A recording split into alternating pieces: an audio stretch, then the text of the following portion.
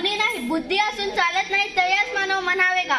ओळखलत कमी सावित्री ज्योतिराव फुले. सातारा जिल्ह्यातील खंडाळा तालुक्यातील नायगावच्या खंडोजी नवसे पाटलांची मी कन्या. अवघ्या 9व्या वर्षी ज्योतिराव फुले यांच्याशी माझे लग्न झाले आणि हळूहळू मला कळायला लागले की ज्या माणसाशी माझे लग्न झाले तो एक साधा सुद्धा माणूस नव्हे, तर या जगाला ऊर्जा देणारे क्रांती सूर्यच आहे.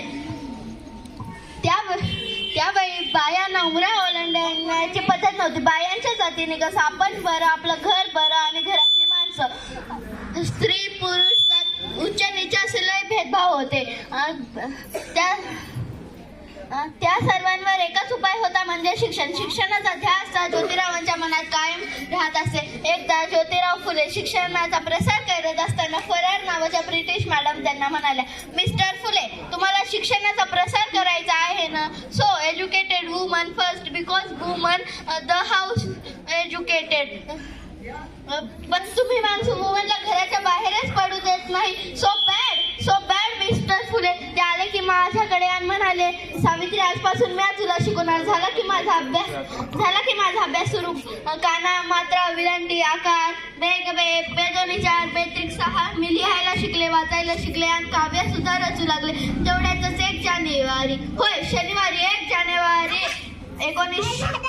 1848 रोजी पुण्यात भिडेवाड्यात आम्ही पहिली शाळा सुरू केली. मी पहिली शिक्षिका व मुख्याध्यापिका सुद्धा.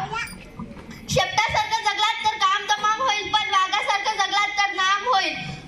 पण धर्माचा मात्र, समाजाचा मात्र धर्म बुडाला म्हणून कोल्हे सुरू होईल.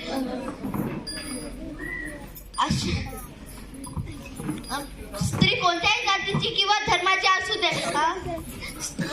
एखाद्या स्त्रीचा नवरा वाढला तर ती सती होते, पण त्या स्त्रीचा नवरा वाढला तर त्या स्त्रीचा काय दोष?